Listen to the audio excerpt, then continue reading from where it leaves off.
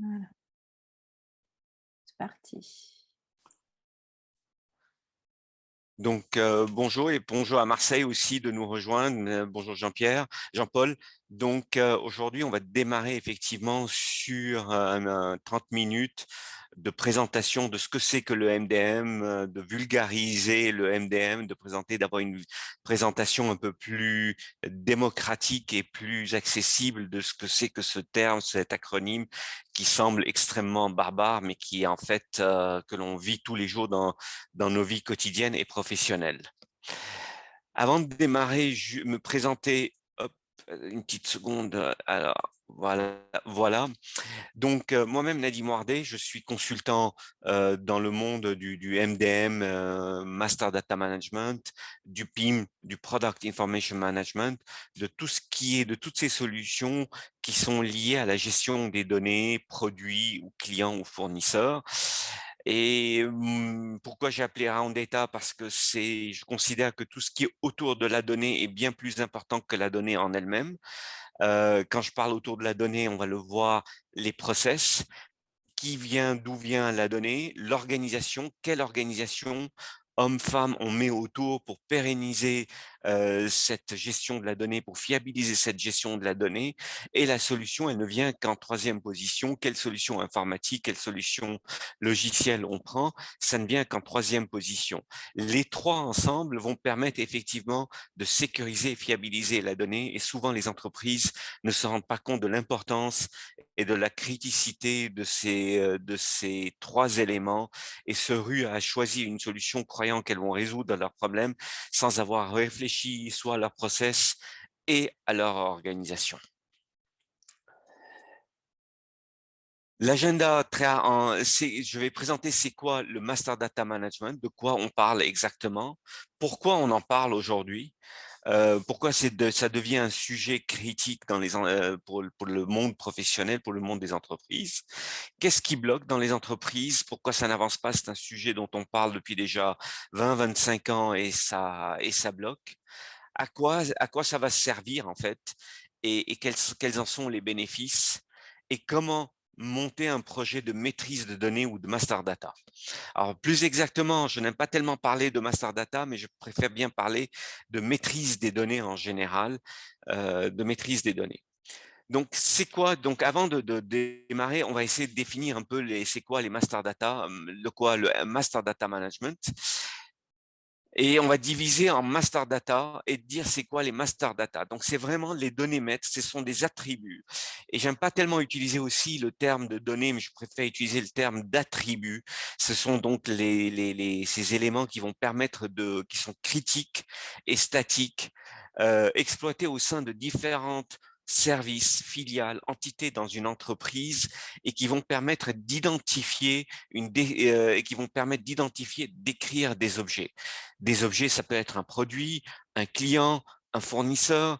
Comment je vais les décrire? Un fournisseur, je vais le décrire par un nom, une adresse, un point de contact, un email. Un produit, je vais le décrire par une marque, son code EAN. Je vais le décrire par des dimensions. Donc, tous ces éléments-là, tous ces attributs que je considère comme étant critiques, statiques parce qu'ils ne bougent pas dans le temps, vont permettre effectivement de pouvoir décrire et identifier les objets. En général, on va essayer de regrouper ces attributs par domaine. On va parler d'un domaine client, ça peut être du client B2B ou un client B2C. On va parler de produits, de domaine de produits, de l'organisation, comment je suis organisé, les entrepôts, les magasins, les usines, mes filiales, le siège social, mes fournisseurs, d'avoir aussi une organisation chez mes fournisseurs, de comprendre comment ils sont organisés. Donc, voilà tous les différents domaines que je peux avoir. Et le management, c'est toutes les activités de gestion de tous ces attributs, avec pour objectif donc évidemment la pérennisation de la qualité de ces données-là, la qualité des données qui sont portées par les attributs. Donc ces activités de gestion, ça va être gérer le cycle de vie, définir un modèle de données, quels sont les indicateurs, comment je mets une politique de qualité de données, l'enrichissement, qui en est responsable, où est-ce que je les stocke, avec qui je les partage, à qui je les publie, la sécurité des données. Aujourd'hui, on voit que c'est un sujet extrêmement chaud et critique, et qui est responsable de quoi dans toutes ces activités de gestion. Donc, le Master Data Management, un peu de manière un peu plus simple, c'est toutes ces activités de gestion, j'espère ne pas en avoir oublié, de toutes les activités de gestion, de tous les attributs qui vont permettre de définir de façon fiable et pérenne et garantir la qualité des données d'un client, d'un produit ou d'un fournisseur ou d'une matière première. Pourquoi on en parle aujourd'hui? Parce qu'il y a des contextes à l'entreprise qui imposent de maîtriser ces données. Le premier contexte, c'est les normes et les réglementations. Il y a de plus en plus de normes, la RGPD, il y a pour la gestion des protections de la donnée personnelle, il y a une norme sur la gestion des économies de l'emballage circulaire, de tout ce qui est circulaire. Il y a des standards. Quand il y a un industriel, ses clients lui imposent de plus en plus de travailler selon des standards GS1 qui gèrent principalement le code barre, et Denis qui nous accueille aujourd'hui, Fab10 et Team, etc. Il y a des normes, des réglementations. Quand vous vendez sur un site web, c'est le e-commerçant qui est responsable, qui est obligé qui est le responsable de la qualité des données du produit qu'il est en train de vous vendre.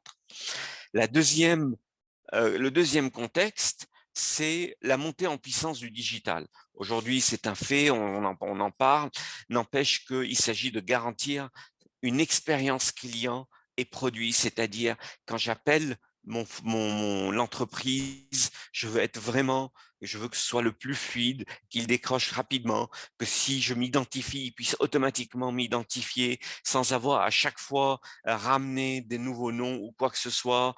Je dois pouvoir aussi, comment dire, hop, je dois pouvoir le produit, avoir des données fiables sur les produits.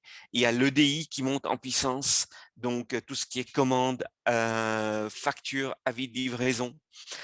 C'est vraiment un vrai sujet, la montée en puissance du digital dans les entreprises.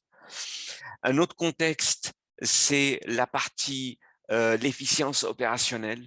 Il y a la digitalisation des processus de vente, il y a l'atomisation de la supply chain. Vous regardiez, il y a quelques années, la relation était relativement simplifiée. Il y avait un industriel, un distributeur, il livrait des camions de palettes d'un produit. Maintenant, on va livrer, l'industriel livre une bouteille d'eau directement au consommateur final. La relation B2C s'est développée et avec une multitude d'intermédiaires. Aujourd'hui, on voit toutes les sociétés, les plateformes de livraison, les Uber Eats et compagnie qui interviennent dans cette relation. Donc, on a une vraie, une atomisation, une molécularisation de cette supply chain qui impose de vraiment bien maîtriser, de bien comprendre, maîtriser ces données-là. Et évidemment, il y a un quatrième contexte qui monte en puissance, c'est toute la partie économie circulaire, la recyclabilité des produits, d'où ils viennent, la traçabilité aussi, d'où mon produit vient, par qui il a été fabriqué, est-ce qu'il a fait le tour du monde avant d'arriver chez moi. Et au-delà de ça aussi, il s'agit de ces promesses que l'industriel ou le distributeur est en train de donner à ses clients. Il s'agit aussi de fournir les preuves de ces promesses, de fournir des certificats. Quand je dis que mon produit est bio, ben il est bien bio. Quand je dis qu'il provient d'une forêt respectueuse de l'environnement, ben ça a été le cas, etc., etc. Et tous ces éléments, tous ces contextes ne font que s'alimenter en permanence, c'est-à-dire je vais avoir de nouvelles normes qui vont demander sur les certificats que je dois livrer avec les produits que je fais pour garantir, rassurer mon client et évidemment faciliter la digitalisation. Alors pour vous, alors ça peut sembler évident, ça peut sembler effectivement, quand on applique cela à soi-même dans ses actes d'achat quotidiens, ça peut sembler évident que c'est vraiment quelque chose ben tiens, c'est normal. Mais en fait, quand on voit dans les entreprises, ben, ça bloque. Les entreprises consacre beaucoup d'énergie à faire cela, à développer, à mettre au point cela dans les entreprises. Elle consacre beaucoup de temps et d'énergie. Et on se dit, mais qu'est-ce qui freine dans les entreprises? Il y avait le patron, le directeur d'une solution de logiciel qui me dit, 20 ans après, j'entends toujours parler des problèmes de qualité de données, de qualité de la relation client avec dans les entreprises. 20 ans après, la direction d'une entreprise ne réalise toujours pas les efforts qu'il faut mettre en place pour faire cela. Alors, pourquoi ça freine? Effectivement, l'entreprise, elle a vécu sa vie depuis 20, 30 ans. Ils ajoutent des logiciels au fur et à mesure. Il y a des logiciels pour l'ERP, pour la production, l'ERP pour la finance, un logiciel de gestion des clients, des fournisseurs, un logiciel pour la qualité dans les laboratoires, du PLM, etc. Je vous évite tous les acronymes.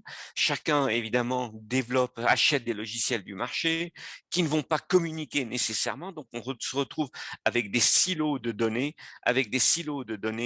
et on se dit, mais comment faire pour résoudre? En sachant, donc, comment on fait? On prend notre ami Excel, du PDF, d'autres petites solutions en local, et on essaye et on complexifie toute cette gestion des données, on la complexifie de façon assez importante. Donc, c'est vraiment un constat aujourd'hui. Les entreprises ont vécu, elles ont rajouté des logiciels et sont complexifiées ce besoin en données. Et l'un des premiers constats, des premiers résultats, c'est que aujourd'hui, pour les entreprises, pour 47% des entreprises interrogées là tout récemment dans le monde du B2B en janvier, pour 47% d'entre elles, le data management est un sujet prioritaire pour elles. Et en lien, 32% des entreprises interrogées sur le marché européen dans le B2B, pour 32%, le sujet, c'était de dire comment je casse les silos de données. Ils ne pourront pas casser les silos de données sans mettre en place une vraie stratégie de la donnée. Et évidemment, la stratégie d'une donnée, ça impose de casser ces silos, ces silos. Donc, vous voyez un peu le défi que cela représente pour toutes ces entreprises. D'autres défis, c'est suite à une étude de McKinsey GS1 en avril 2020 qui montre qu'il faut à peu près 4 semaines dans une entreprise, 4 semaines dans une entreprise industrielle pour faire une fiche produit qui va être publiée sur le web ou qu'on va transmettre à des clients. Et à peu près, les clients, les employés dans l'entreprise vont passer 2h30 juste par attribut à vérifier que ce soit tout correct. Donc, vous voyez un peu l'argent qui dort dans les entreprises, juste rien que dans la gestion du master data, comment peut-on faire? Un autre constat dont on ne parle pas assez, c'est que cette mauvaise gestion, cette complexité dans la gestion de la donnée, ce stress, ça génère un stress énorme au niveau des collaborateurs et des collaboratrices dans les entreprises. En France, aujourd'hui, chaque salarié, passe en moyenne 32 heures par an et à cause du stress généré par les problèmes de données. Qui a la dernière version d'Excel? Ben tiens, on a vu tout à l'heure comment on se crée des Excel. Où je vais chercher ma donnée? Qui en est responsable? Ah non, mais c'est pas moi. Mais tu as envoyé une mauvaise donnée au client, donc il faut tout reprendre.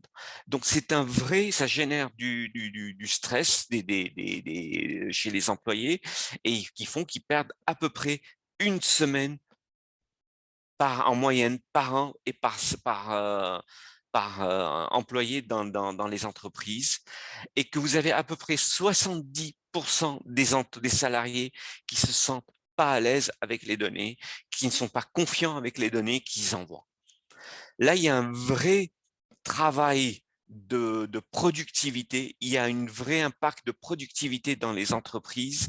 Ayant mené un certain nombre de missions d'audit au sujet de la donnée dans des entreprises, c'est souvent ces éléments-là sont confirmés par ce qui ressort quand j'interroge les employés dans les entreprises en disant c'est quoi votre vraiment les cailloux dans les chaussures que vous avez, c'est le stress, s'assurer que j'ai la bonne version, s'assurer que j'ai reçu les dernières données, que je les ai reçues en temps et en heure et que ça ne me génère pas encore plus d'inquiétude et de stress que cela, parce que tout le monde a cœur de bien faire le travail correctement. Malheureusement, ils n'ont pas nécessairement systématiquement toutes les éléments qu'il faut pour le faire. Alors, c'est quoi, quand on parle de master data, c'est quoi exactement? Donc, c'est un langage qui est commun, c'est vraiment partagé. On a défini, on a dit ce sont des attributs, les données maîtres, ce sont des données, des attributs statiques qui permettent de définir et de décrire des objets, un client, un produit, un fournisseur. Mais n'empêche, c'est aussi ce qui est communément partagé dans l'entreprise. Je peux avoir des données maîtres qui vont permettre de partager, de décrire un objet que je vais localiser dans une application, qui sont gérés, pardon, dans une application localement. Je n'ai pas besoin de la partager au sein de l'entreprise. Je prends l'exemple, par exemple, dans le CRM des données clients, ça peut être un numéro de téléphone d'un contact. J'ai pas besoin de l'avoir dans l'ERP, j'ai pas besoin de la partager avec d'autres applications. Le téléphone, l'email peuvent rester un numéro de téléphone, un numéro de mail d'un contact. Ça peut rester au niveau du CRM ou du logiciel gérant la relation fournisseur. Entre un ERP, par exemple, et une gestion des données produits, je vais avoir besoin d'un certain nombre de données que je n'ai pas besoin de partager avec mes clients ou mes fournisseurs. Ça peut être une nomenclature produit, c'est-à-dire de quoi est composé mon produit. J'ai besoin d'avoir cette information bien structurée dans un PIM ou dans un PLM, mais pas nécessairement de le partager dans un CRM. L'ERP en a besoin pour pouvoir produire. Et les trois ou les quatre, où tout le monde a besoin, par exemple, de savoir un produit, ses dimensions, sa marque, des éléments vraiment, une description bien claire, une référence interne. Ça va être du master data, ça va être une donnée partagée, commune, qui permettent de bien définir c'est un produit et qui est utilisé, exploité de façon unique et commune. Tout le monde au sein de l'entreprise a la même vision de ces données-là. Idem pour un client. Un ERP aussi peut avoir besoin de données clients pour produire. Quand il s'agit de parler du client, ils se disent j'ai besoin d'avoir une bonne définition, la même vision du client. Jean-Martin qui est à Marseille, est-ce que c'est le même qui est celui qui est à Lille ou à Strasbourg? Donc, il est extrêmement important de bien comprendre, d'avoir cette même vision partagée par le master data. Et c'est là où ça sert, c'est vraiment ce partage, ce langage commun, cette vision commune du même objet au sein de l'entreprise. C'est un langage commun qui est aussi supporté par des données de référence. C'est quoi les données de référence? Je donne toujours un exemple. En 99, la NASA avait envoyé sur Mars une mission Orbiter qui s'est complètement écrasé là. Donc c'est un beau robot qui a coûté quelques centaines de millions de dollars de l'époque, qui s'est écrasé. Ça a été un fiasco complet. Orbiter qui s'approchait de Mars n'a rien compris de toutes les instructions qu'il recevait et il croyait qu'il était à une certaine distance de la Terre et de la surface de Mars, alors qu'en fait il était complètement, et il se rapprochait très vite et il s'est complètement scratché. La NASA a analysé et s'est dit mais qu'est-ce qui s'est passé? Et en fait, il s'est passé une chose qui est très simple, c'est que Orbiter a été conçu donc un peu partout dans le monde, mais principalement il y avait en Europe, il y avait les Anglais et je ne sais plus qui en Europe, quel pays sur le continent. Les Anglais utilisaient le système impérial et en Europe, ils utilisaient le système métrique. Ils se sont pas rendus compte que chacun ne parlait pas le même langage, n'avait pas parlé peut-être de la même chose, on peut y parler de la même vitesse, ils avaient bien défini ce que c'était la vitesse, mais chacun mesurait la vitesse de manière différente. Et ce sont ces informations, ces instructions, quand elles arrivaient chez Orbiter, Orbiter ne les comprenait pas, il croyait que bon, il avait le temps d'arriver, il recevait des instructions en mètres alors il raisonnait en système impérial, et ce qui fait qu'il s'est scratché complètement sur la surface de la Terre. Et personnellement, j'ai vécu aussi le même type d'expérience, mais en centimètres et en mètres, même on peut être dans le même système métrique et on va avoir exactement la même chose.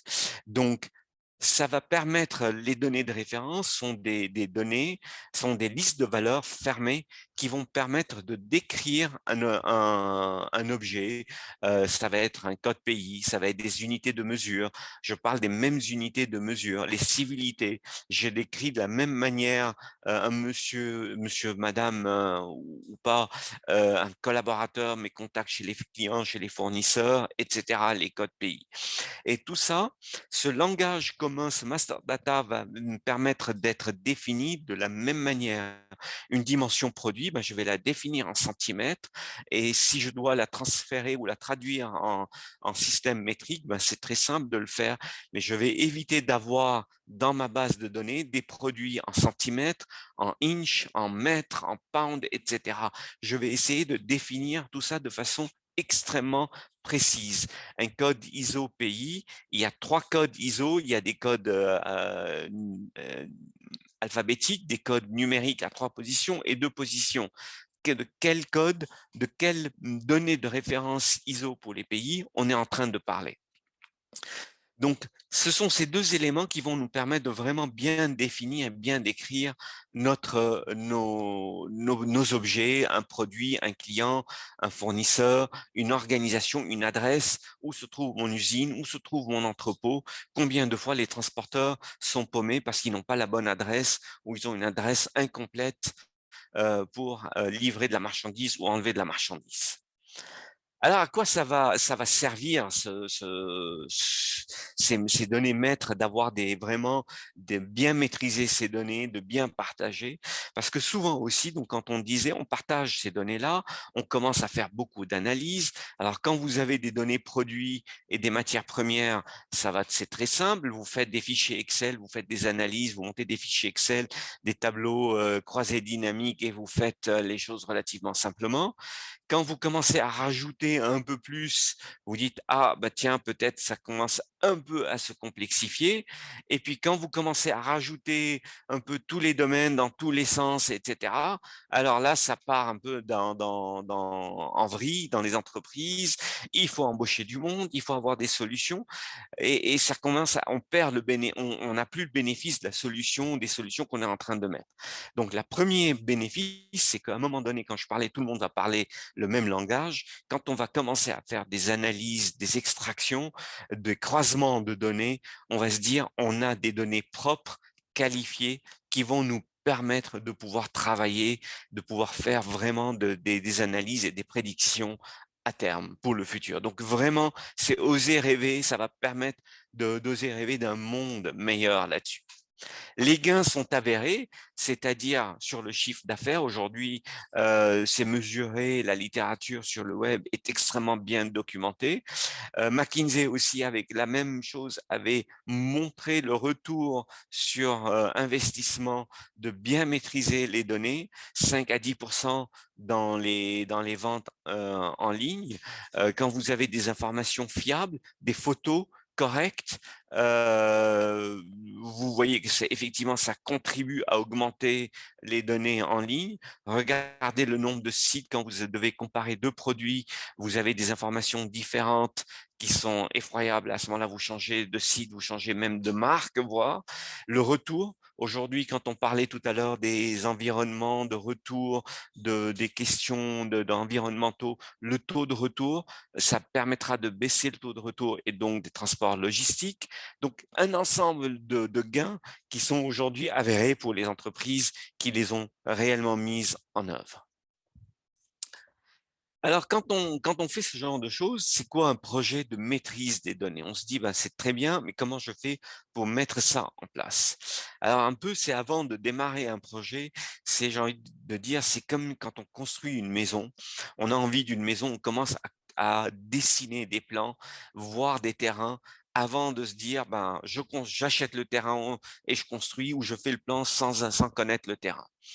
Donc, la première des choses aussi, c'est pas un projet où c'est l'architecte qui doit se débrouiller, ce n'est pas un projet informatique. On pense souvent que des projets de maîtrise des données sont des projets informatiques. C'en est pas un. Ce sont des projets métiers, c'est-à-dire la donnée, c'est pas l'informatique ne gère pas la donnée, ils s'en foutent du client, ils s'en foutent de connaître, de savoir si les données clients à la limite sont bonnes ou pas. Ce qui l'informatique, c'est le marketing, c'est la vente, c'est la production qui veut savoir les origines des matières premières, etc. C'est pas un projet informatique, c'est un projet où le métier, où les gens du métier, les différentes unités doivent s'impliquer, et c'est un projet cross-fonctionnel et transverse à l'entreprise. Je disais parce que c'est commun, ça peut impacter, c'est pas un projet qui est mené par une entité qui se dit je fais les choses dans mon coin et on revient à l'histoire des silos, c'est tout le monde travaille communément sur ce même projet autour de la même table et partage tous ses besoins et tous ces problématiques-là. C'est un projet qui a besoin souvent, ce sont la mise en place de maîtrise des données nécessite le besoin du support du management parce que ça impacte, on a parlé de l'efficience opérationnelle dans les entreprises, ça impacte l'organisation. C'est-à-dire, j'introduis la gestion du changement. J'avais l'habitude de faire des choses d'une certaine façon. Demain, on va les faire d'une autre manière. Il faut savoir accompagner. Avant, c'était peut-être générer un fichier Excel par le service A. Demain, ce service A ne va plus générer un fichier Excel, mais par contre, je vais demander à un service ailleurs, à une autre entité, de compléter une donnée. Donc, il y a un transfert de responsabilité. Connaissant les entreprises, ça nécessite vraiment que le top management, que la direction de l'entreprise sponsorise et marque clairement l'engagement de l'entreprise dans la solution, dans ce schéma-là. On se rend compte aussi que quand on engage des gens, des ressources du métier, ben les gens, en fait, on ne les allège pas, on ne leur allège pas le travail. Je disais tout à l'heure, il s'agit de dessiner une maison. On ne le fait pas le soir au coin d'une table. On le fait, on prend le temps de réfléchir parce que ça impacte l'organisation de l'entreprise, ça impacte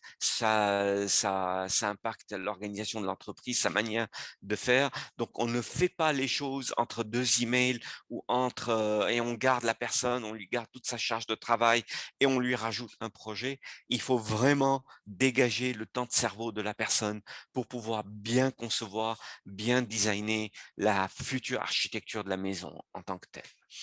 Et comme je disais tout à l'heure, on peut démarrer étape par étape, ne pas tout faire, ne pas vouloir tout démarrer du premier coup, mais y aller étape par étape, faire les choses petit à petit, apprendre en marchant. Ça, c'est vraiment éviter, ce sont les quatre points clés pour éviter de planter des projets de maîtrise de données comme on peut le voir fréquemment. Des projets, on sait quand ils démarrent, on sait rarement quand ils finissent, tellement on complexifie, on veut tout résoudre du premier coup et tout le monde a des attentes extrêmement élevées qui ne sont pas résolues. Donc vraiment, c'est pour ça qu'il s'agit de bien identifier, avant de démarrer un projet, de bien identifier quels sont les besoins, les problèmes auxquels on répond, les sérialiser, les saucissonner et y aller étape par étape. N'essayez pas de tout répondre du premier coup. Et pour conclure, vraiment pour conclure, il n'y a pas de transformation digitale, il n'y a pas de transformation. Aujourd'hui, tout le monde parle de la transformation digitale.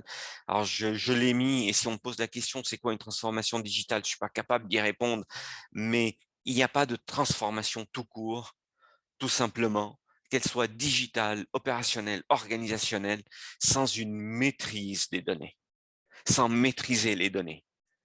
Parce que comme on dit en anglais, shit in, shit out, c'est-à-dire que si vous mettez de mauvaises données clients, de mauvaises données produits, matières premières aux collaborateurs et que vous essayez de croiser ça avec des données transactionnelles, des commandes, des volumes de transport, avec de la météo, vous aurez de mauvais résultats, vous prendrez de mauvaises décisions et vous ne saurez pas qu'est-ce qu'il faut faire.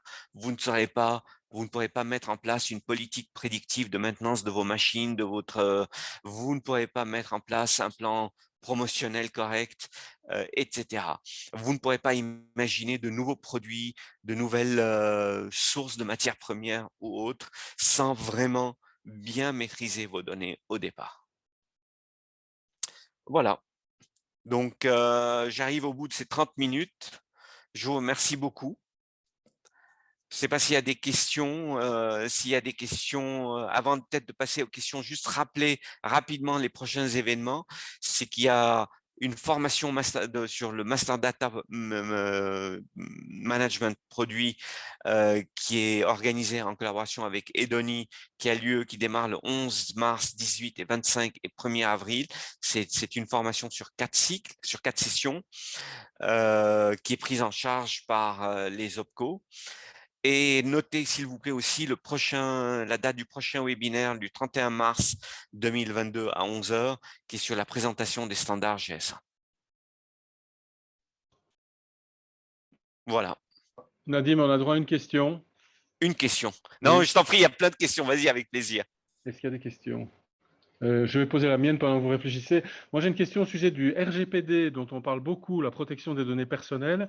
Je voulais savoir si vous avez des informations sur quelle proportion de réponse à la problématique de mise en conformité vis-à-vis du RGPD est adressée à travers des projets MDM.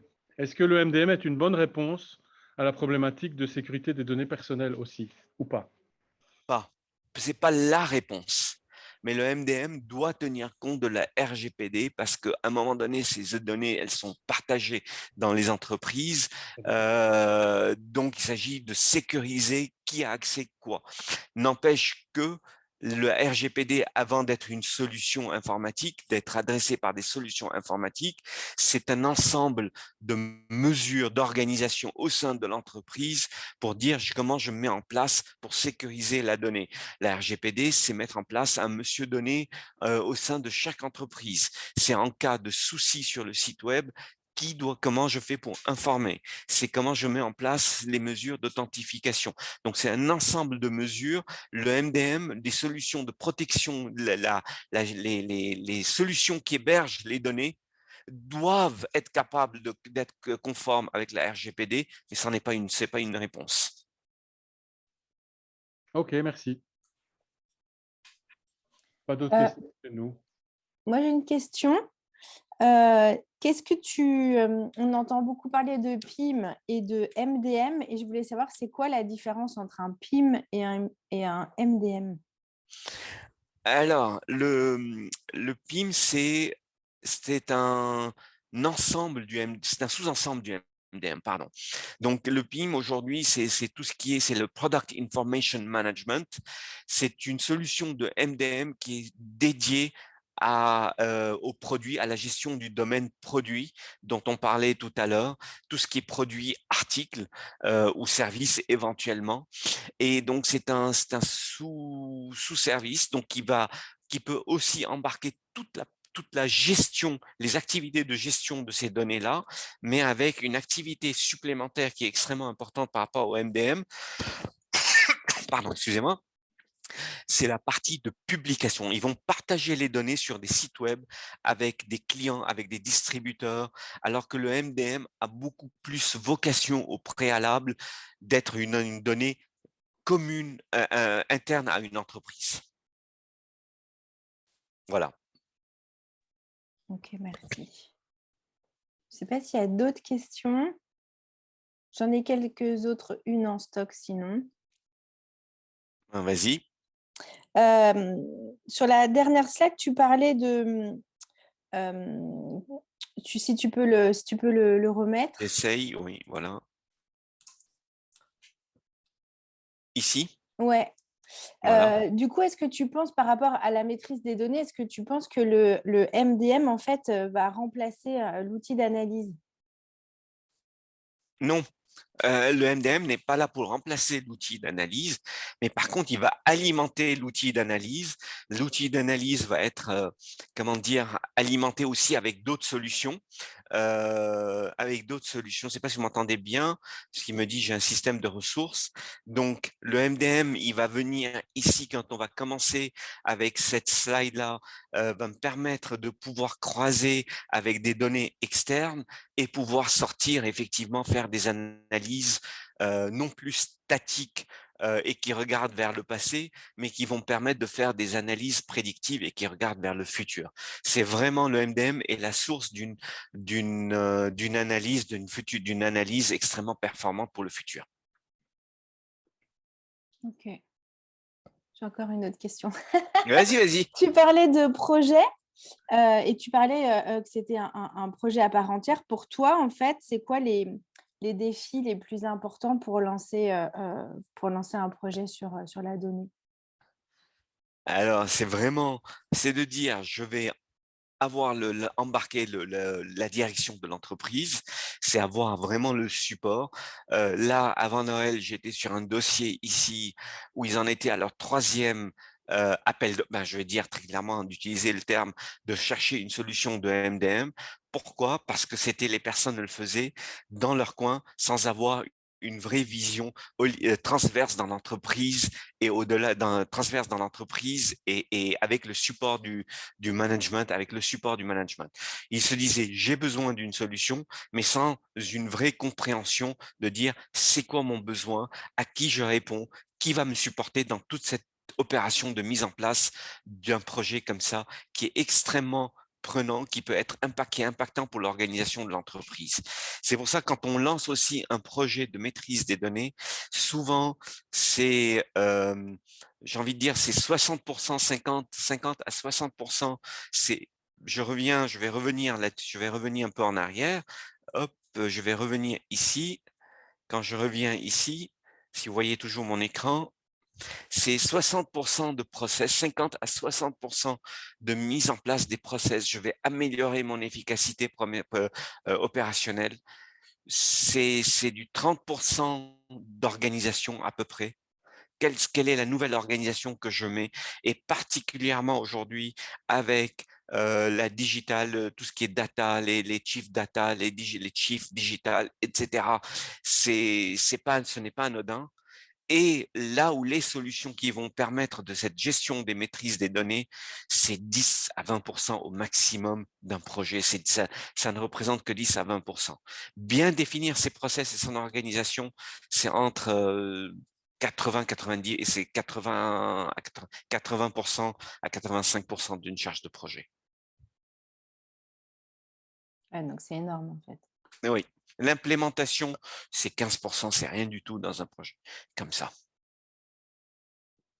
On implémente la solution, puis après on se dit, mais attends, on a oublié ça, on a oublié ça, on a oublié ça, et on se dit, qu'est-ce qu'on fait? On redémonte. C'est comme si on concevait une maison, on dessinait l'architecture d'une maison, puis quand on a construit, quand on a acheté le terrain, on se rend compte qu'on ne peut pas amener l'électricité, ou c'est complexe d'amener l'eau, ou tiens, il n'y a pas de quoi, je peux pas capter correctement l'Internet, ou même mon opérateur téléphonique, je ne peux pas capter mon opérateur téléphonique, donc je dois éventuellement changer d'opérateur.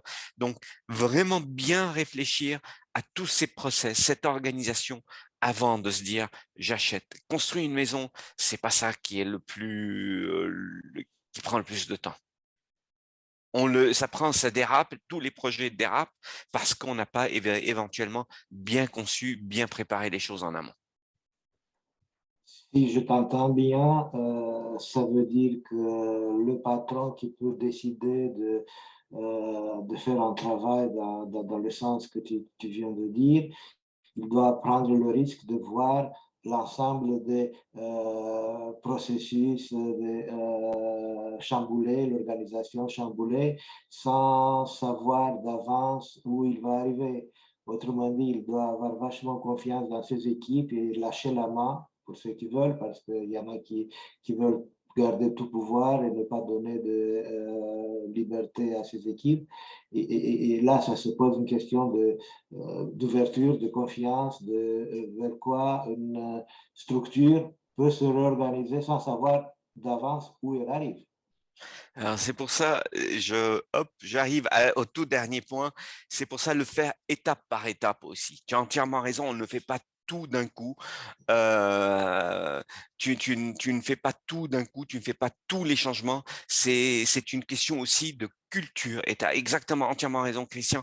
C'est une question d'acculturation dans l'entreprise, de culture de la donnée, du culture et culture de la donnée, c'est-à-dire avant, on dit toujours la connaissance, c'est le pouvoir. C'était le patron qui avait toute la connaissance, qui connaissait ses données, qui savait avec qui il vendait, etc. Demain, diffuser cette connaissance dans l'entreprise, ça veut dire donner plus de pouvoir aux collaborateurs, donner plus oui, donner plus d'autonomie aussi. Et c'est une vraie remise en cause parfois qui peut être du management, de la manière de gérer l'entreprise, d'où le fait d'aller petit pour aller vers le plus grand, et d'où le fait aussi de dire on ne peut transformer l'entreprise. Et quand je dis, c'est pour ça que je dis digital, mais il n'y a pas que le digital, j'ai bien dit organisationnel, culturel, etc., sans avoir cette maîtrise des données. Parce que si le patron se dit, même si vous n'avez rien fait, les données sont toujours aussi merdiques, pardon pour le terme, mais il n'aura pas plus confiance qu'avant dans ses équipes. Donc, on se dirige parfois vers une nouvelle génération de managers. Ah, mais clairement, aujourd'hui, avec la révolution, on le voit, la difficulté les entreprises sont face à un vrai défi de recrutement aujourd'hui, parce que on parle beaucoup de télétravail. Pour un exemple, on prend beaucoup le télétravail, ça veut dire quoi? Ça veut dire je décentralise les données aussi. C'est pas qu'avant les données étaient centralisées. Je venais sur un site, je travaillais, j'accédais aux données qui étaient sur des serveurs au sein d'une entreprise, etc. Demain, je délocalise, je décentralise un ensemble d'éléments. Ça veut dire que aussi comment je réponds effectivement à ces éléments-là. Et c'est comme tu dis, le manager demain, il doit se dire que c'est la donnée et lui il ne la maîtrise pas. Ce sont ses équipes qui vont maîtriser les données. Entièrement juste. C'est pour ça qu'on dit qu'il n'y a pas de transformation et d'innovation si on ne laisse pas les équipes maîtriser ces données-là. C'est un vrai changement global. Tout Ok, à fait, merci. tout à fait. Bon, ben voilà. Merci Nadim. Je ne sais pas s'il y a d'autres questions. Ouais. C'est qui c'est Adrien, c'est... Voilà. Non, okay. Non, pas d'autres questions. Merci beaucoup. Merci à tout le monde. Et donc, merci à toi, Nadim.